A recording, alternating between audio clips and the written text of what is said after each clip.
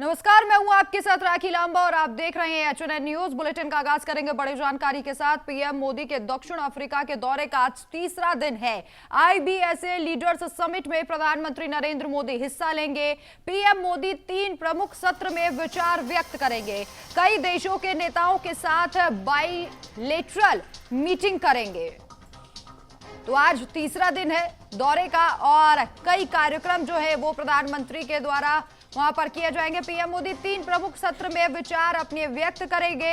आर्थिक रूप से देश को मजबूती देने के लिए प्रधानमंत्री नरेंद्र मोदी वहां पहुंचे हैं। अर्थव्यवस्था पर विचार किया जा रहा है। कल प्रधानमंत्री नरेंद्र मोदी ने लीडर्स समिट में देश के कई देशों के शीर्ष नेताओं से मुलाकात की थी। IBSA लीडर्स मीटिंग में अपने विचार व्यक्त करते हुए प्रधानमंत्री नरेंद्र मोदी नजर आएंगे। पीएम मोदी 3 प्रमुख सत्रों में हिस्सा लेंगे।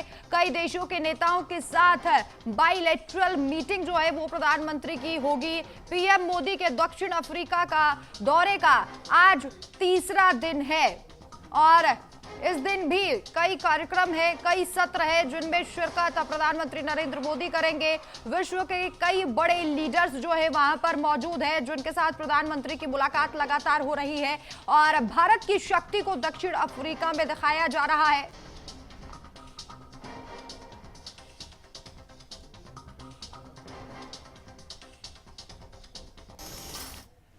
और वहीं हिमाचल प्रदेश के कांगड़ा में वायुसेना के pilot wing commander Namansh Sayal के घर शोक का माहौल है। दुबई एयर शो के दौरान तेजस विमान उड़ाते समय हुए हादसे में शुक्रवार को उनकी मौत हो गई। भारतीय वायुसेना ने इस हादसे को लेकर जांच के आदेश दे दिए हैं।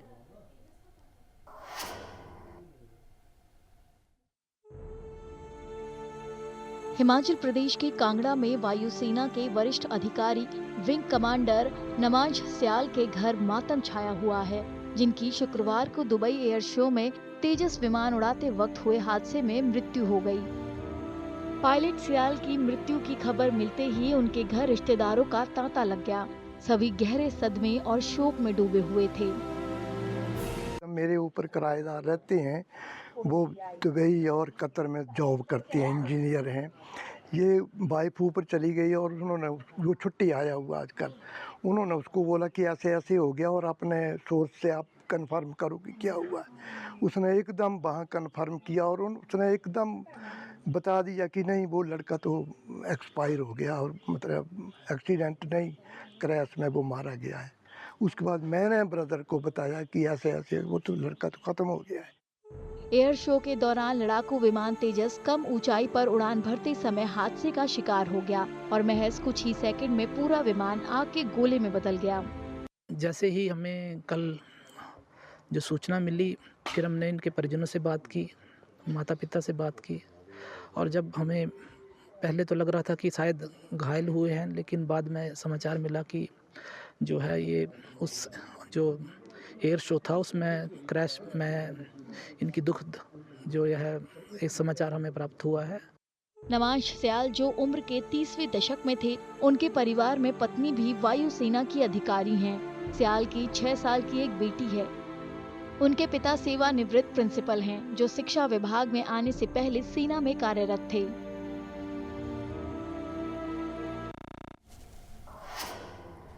और वहीं अमेरिका के राष्ट्रपति डोनाल्ड ट्रंप और न्यूयॉर्क के नए मेयर इलेक्ट जोहरान ममदानी ने बैठक की है और इस बैठक में सभी को चौंका दिया।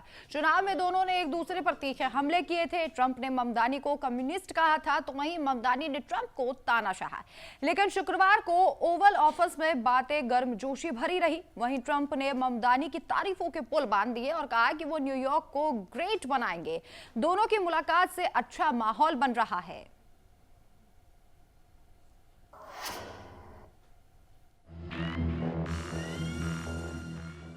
अमेरिकी राष्ट्रपति डोनाल्ड ट्रंप और न्यूयॉर्क के नवनिर्वाचित मेयर जोहरान ममदानी की व्हाइट हाउस में हुई मुलाकात को लेकर कई लोगों को लग रहा था कि दोनों के बीच राजनीतिक टकराव हो सकता है, लेकिन इसके बजाय ये मुलाकात आश्चर्यजनक रूप से गर्मजोशी से भरी बातचीत में बदल गई। चुनाव प्रचार के दौरान दोनों के बीच तीखी नोकझोंक हुई थी, जहां ट्रंप ने ममदानी को कम्युनिस्ट और ममदानी ने ट्रंप को तानाशाह कहा था। लेकिन मुलाकात के दौरान दोनों के बीच आशंका के उलट अच्छा माहौल बना रहा।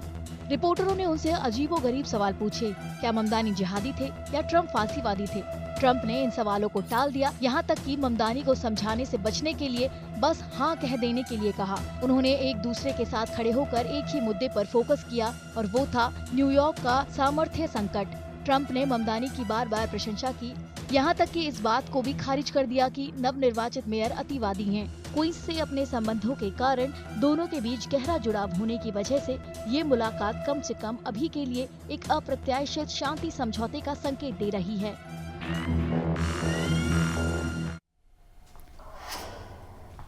और वहीं दिल्ली कार ब्लास्ट केस में एक और गिरफ्तारी हुई है। जम्मू कश्मीर से तुफैल नियाज भट्ट को गिरफ्तार किया गया है। एनआईए ने तुफैल नियाज भट्ट को गिरफ्तार किया है। तो बड़ी जानकारी आपकी टीवी स्क्रीन पर। एनआईए ने एक और बड़ी कार्रवाई करते हुए तुफैल नियाज भट्ट को जम्मू कश्मीर से गिरफ्तार किया है।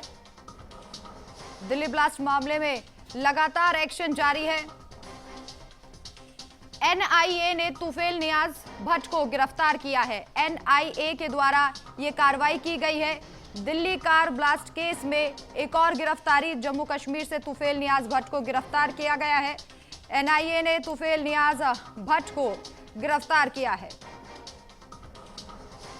दिल्ली कार ब्लास्ट केस में एक और गिरफ्तारी।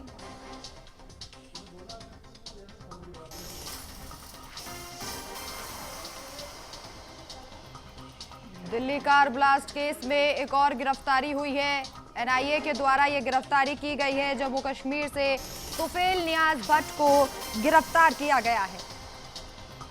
लगातार एक्शन लिया जा रहा है। जम्मू कश्मीर से तुफैल नियाज भट्ट की गिरफ्तारी हुई है। लगातार नेटवर्क की छानबीन की जा रही है। अलग अलग जगहों से गिरफ्तारियां हो रही हैं। अलग अलग जगहों पर छापेमारी की जा रही है। जम्मू कश्मीर, यूपी, हरियाणा सभी जगह दबिश दी जा रही है। गुजरात में भी लगातार एक्शन लिया जा रहा है। आतंकियों के तार जहां जहां से जुड़े हैं वहां पर लगातार छापेमारी की जा रही है। विदेशी कनेक्शन भी सामने आया है, जिसे लेकर लगातार जांच जारी है। और अब एनआईए ने तुफैल नियाज भट्ट को गिरफ्तार किया है। जम्मू कश्मीर से गिरफ्तारी हुई है। खबर मिल रही है कि पुलवामा से इसकी गिरफ्तारी हुई है। तुफैल नियाज भट्ट को जम्मू कश्मीर से गिरफ्तार किया है।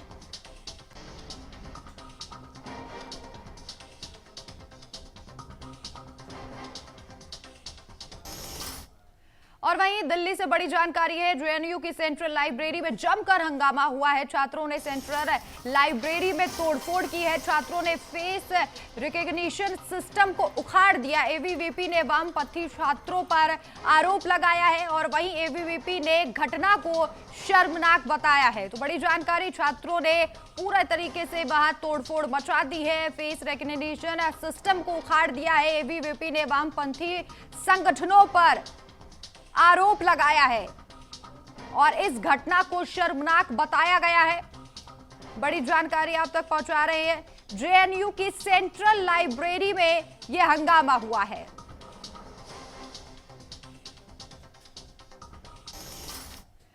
और वहीं विनय कुमार बने हैं हिमाचल कांग्रेस के अध्यक्ष। विनय कुमार को हिमाचल कांग्रेस ने नई जिम्मेदारी दी है। आप प्रदेश अध्यक्ष का पद संभालेंगे। विनय कुमार हिमाचल के डिप्टी स्पीकर पद से इस्तीफा दे दिया है।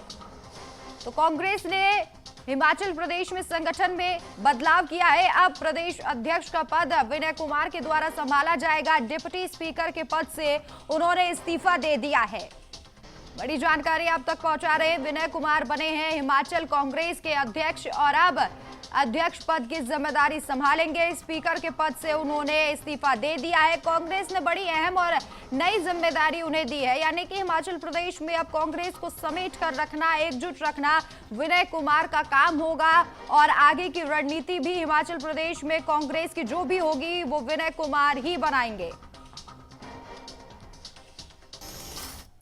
और वहीं बिहार के गृह मंत्री सम्राट चौधरी ने कहा कि राज्य में अपराधियों के लिए कोई जगह नहीं है। उन्होंने कानून व्यवस्था को मजबूत करने और अपराध पर सख्त कार्रवाई करने का आश्वासन दिया है। एक व्यवस्था खड़ी है। बिहार का सुशासन लगातार बिहार में अराजकता को समाप्त किया है, जंगल राज को समाप्त किया है। उस व्यवस्था को पूर्ण रूप से स्थापित किया जाएगा। लेकिन ये जरूर कहूंगा ये अपराधियों के लिए खैर नहीं है। अपराधी के लिए ये बिहार नहीं है। बिहार से बाहर ही अपराधी को जाना। और वहीं मध्य प्रदेश में बीजेपी की वरिष्ठ नेता उमा भारती ने एक कार्यक्रम के दौरान लव जिहाद को लेकर बड़ा बयान दिया है। इस दौरान उन्होंने कहा कि हिंदू धर्म सभी धर्मों के प्रति आदर और सम्मान का भाव रखता है, लेकिन अगर लोकतांत्रिक भारत में कोई व्यक्ति प्रेम के नाम पर छल, दबाव या झूठी पहचान का सहारा लेता है तो वो सामाजिक अपराध ही नहीं बल्कि देशद्रोह के समान है। इसके साथ ही उन्होंने दावा किया कि लव जिहाद जैसी घटनाएं समाज में अविश्वास और असुरक्षा फैलाती हैं, इसलिए इस पर सख्त कार्रवाई होनी चाहिए। इसके अलावा उमा भारती ने कहा कि भारत की सांस्कृतिक संरचना समरसता और पारस्परिक सम्मान पर आधारित है और किसी भी प्रकार का छल या धोखा का प्रयास देश की एकता के खिलाफ है। वहीं उनके इस बयान के बाद राज्य की राजनीति में नई बहस तेज हो गई है। विपक्ष ने इस टिप्पणी को समाज को बांटने वाला बताया, जबकि बीजेपी नेता इसे सांस्कृतिक सुरक्षा का मुद्दा बता रहे हैं।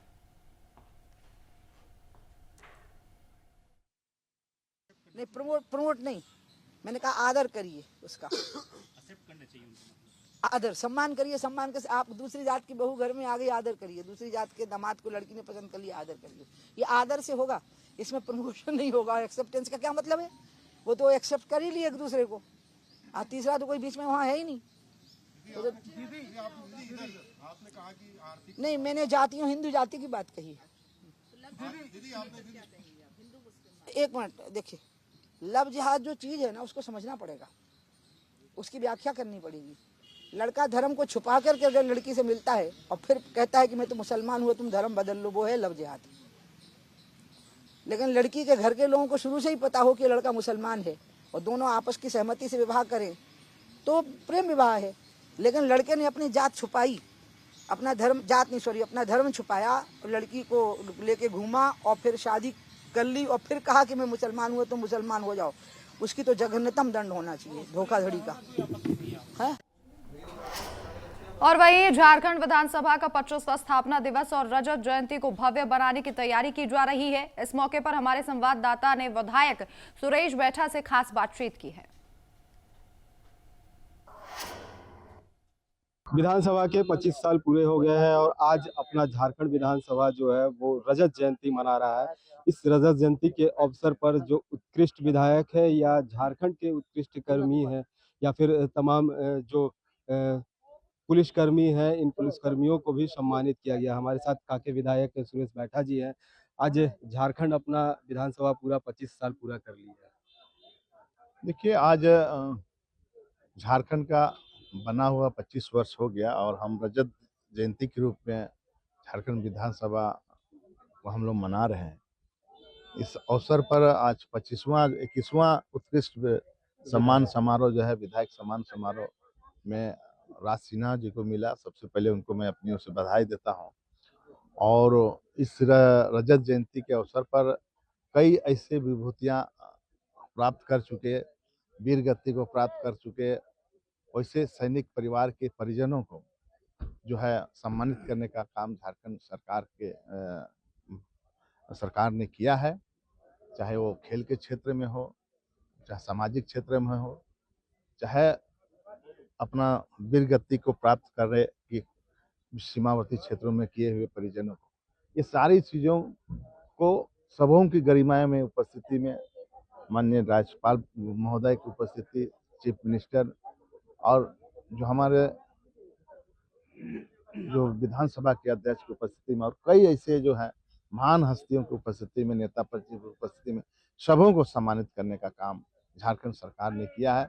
तो संसदीय व्यवस्था में एक मील का पत्थर साबित करने का काम झारखंड सरकार ने किया है कि वैसे विभूतियों को भी और वैसे पूर्व एमएलए जो झारखंड के बने से पूर्व में जो विधायक थे, वैसे लोगों को भी सम्मान देने का काम झारखंड सरकार ने किया है। एक मैसेज गया है कि संसदीय व्यवस्था में हर तरह के वर्ग को, हर तरह के पार्टी के लोगों को सम्मान दृष्टि से देखने का काम झारखंड सरकार ने। ये थे काके विधायक सुरेश बैठा जी, जिन्होंने जो संसदीय कार्य है या फिर उत्कृष्ट विधायक है और तमाम लोगों को जो सम्मानित किया, उन सभी को जो आभार प्रकट किए हैं, उन सभी को भी धन्यवाद दिया है और इसके साथ ही कहा है कि संसदीय कार्य भी सुचारू रूप से चलना चाहिए। रांची से एचएनएन के लिए अपने सहयोगी अक्षय कुमार के साथ जयंत कुमार। चलिए यहाँ रुकेंगे एक छोटे से ब्रेक के लिए, जल्द वापस लौटेंगे।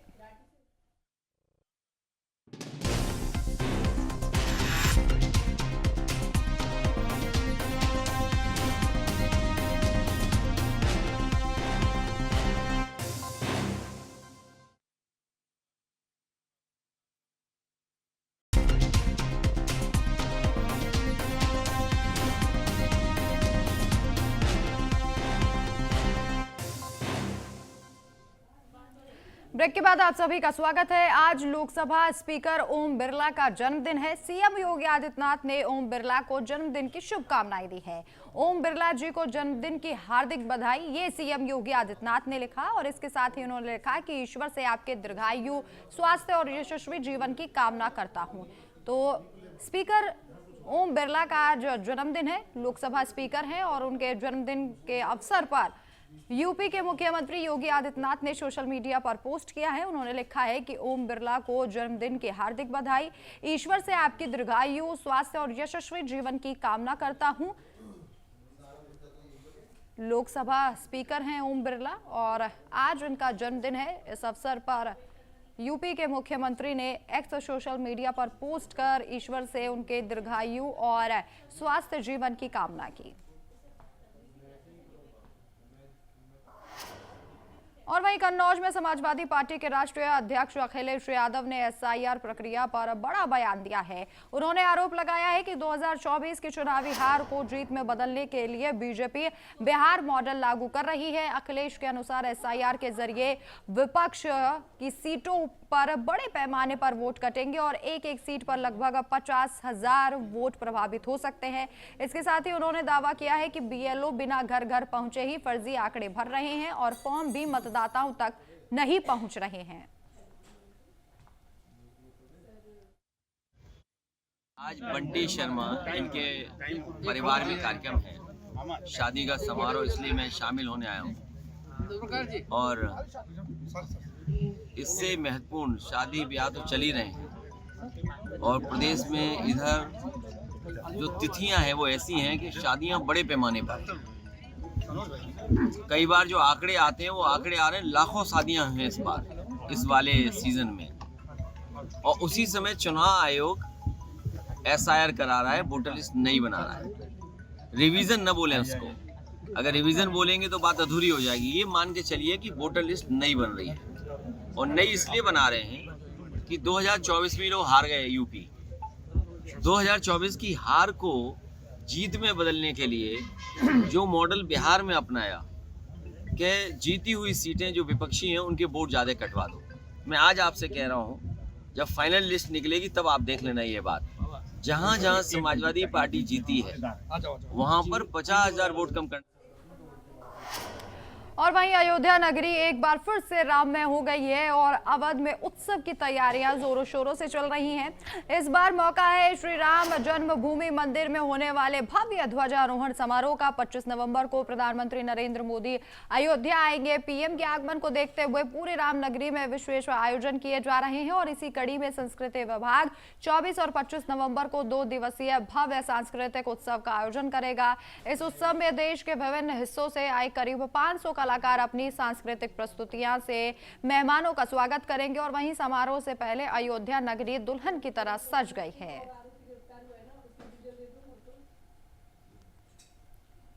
तो अयोध्या में उत्सव की तैयारियां तेज हो गई है, सुरक्षा व्यवस्था पूरी तरीके से पुख्ता कर ली गई है। ग्राफिक्स के जरिए समझिए तैयारियां किस तरीके से की जा रही है। प्रमुख मार्गों पर सफाई और लाइटिंग का काम भी तेज हो गया है। प्रशासन ने समारोह स्थलों का निरीक्षण पूरे तरीके से किया है, कहीं कोई कमी ना रह जाए इसका खास ध्यान रखा जा रहा है, क्योंकि वीवीआईपी गेस्ट यहां पर पहुंचेंगे। ध्वज स्थल पर मंच और बैरिकेडिंग जो है वो लगाई गई है ताकि कोई भी चूक ना हो। श्रद्धालुओं की भीड़ को नियंत्रित करने के लिए विशेष प्लान भी तैयार कर लिया गया है। लगातार बैठकें जारी हैं। मुख्यमंत्री योगी आदित्यनाथ खुद निरीक्षण कर रहे हैं। धार्मिक संगठनों के साथ भी बैठकें लगातार जारी है। शांति से ये पूरा कार्यक्रम हो, इसे सुनिश्चित किया जा रहा है। मुख्य प्रवेश द्वारों पर सुरक्षा जांच जो है वो सख्त कर दी गई है। सांस्कृतिक कार्यक्रमों की अंतिम रिहर्सल चल रही है।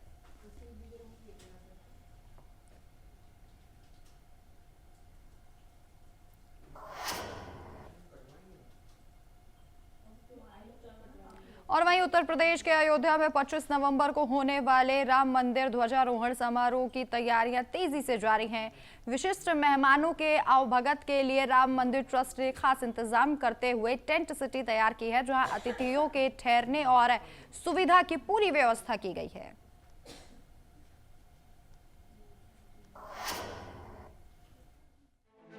उत्तर प्रदेश के अयोध्या में 25 नवंबर को होने वाले ध्वजारोहण समारोह की तैयारियां जोरों पर हैं।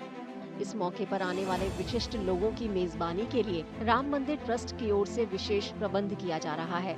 करसेवकपुरम और तीर्थ क्षेत्रपुरम में लगभग 3000 मेहमानों के ठहरने के लिए 2 बड़े टेंट परिसर बनाए गए हैं। सभी टेंट में 6 लोगों के रहने की व्यवस्था है, जिसमें महिलाओं के लिए अलग से जगह, रसोई घर और मोबाइल चार्जिंग स्टेशन जैसी सुविधाएं उपलब्ध है। 3000 लोग रह सकते हैं, मैंने अभी आपको बताया ही है। और हमने 4 नाम से 4 नगर बनाए हैं। एक जो माताएं बहनें आएंगी, जो महिलाएं आएंगी, उनके लिए एक नगर बनाया है, उसका नाम है वैदेही नगर। दूसरा एक नगर है, उसका नाम है रघुनंदन नगर। और तीसरे नगर का नाम है सौमित्र नगर। चौथा नगर है, उसका नाम है भरत शत्रुघ्न नगर। वैसे ही 2 भोजनालय भी इसमें अलग अलग हैं। तो एक भोजनालय है माता अनुसुईया और दूसरा भोजनालय है माता और अन्नपूर्णा। इसके अलावा ध्वजारोहण समारोह से पहले अयोध्या में सुरक्षा कड़ी कर दी गई है और पुलिस हाई अलर्ट पर है। सभी प्रवेश द्वारों पर कड़ी निगरानी रखी जा रही है। प्रधानमंत्री नरेंद्र मोदी राम मंदिर के ऊपर ध्वजारोहण करेंगे, जो मंदिर के निर्माण के पूरा होने का प्रतीक होगा। चलिए फिलहाल इस खास बुलेटिन में इतना ही, लेकिन आप देखते रहिए HNN न्यूज। नमस्कार।